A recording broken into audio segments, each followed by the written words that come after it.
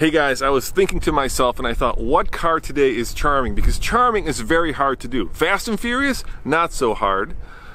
Powerful, not so hard. Feminine, not so hard, but charming is hard. So I've got three cars here and one of them defines charming. First, over here is the Fiat 124 Abarth. Of course, this is a car that is a fast and drop-top convertible. It starts about $29,000 and it's fun, but is it charming? How about next to it? Next to it is the Fiat 500 Abarth. It's very good looking. It's been around a while. It starts at about $21,000. Fun to drive, but is it charming?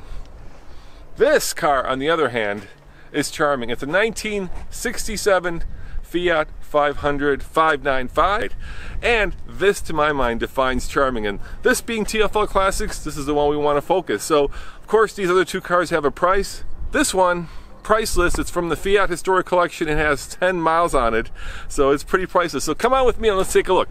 So what makes it charming? First and foremost, it has to be, well, like a big golden Labrador Retriever where you just want to scratch it behind the ears and you want it to wag its tail. And it can't be too masculine, it can't be too feminine, and I think it has to be inexpensive, which this was originally, and it has to be small. And look at the face on this. This is a face that, well, everybody would love. Now, it also has to be a wonder of packaging, because if you're going to have a car that's this small, I mean, look at the size of these tires. I mean, this is, you know, literally pie-size wheels and tires. If you have a car this small, it's got to fit somebody that's my size, which is pretty big. So I'm 6'2", and the question is, will I fit inside this little tiny car? And yes, indeed, look at that, I fit. And then inside, to keep it charming, you have to be very, well, colorful, which this is, and you have to be straightforward. So basically, you have a speedometer, and you have an ignition switch, and you have a car that is about as simple as it gets. And by the way, I was wrong about the 10 miles. It's got, I think, about 65,000, according to the odometer.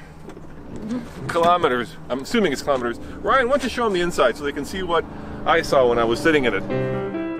Non più tra I farfalloni amoroso, notte e giorno di torno girano, delle belle turbando al riposo, Narcisetto a dolcino d'amor, delle belle turbando al riposo. Back in the day when they used to race these, it would overheat, so they would race them with the trunk open.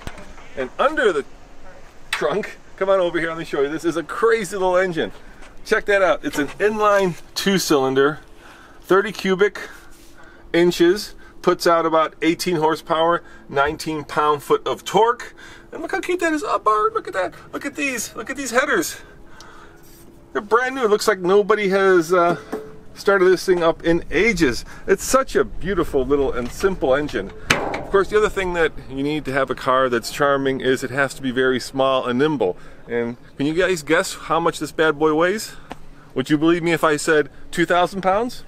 Would you believe me if I said 1,500 pounds? How about 1,100 pounds?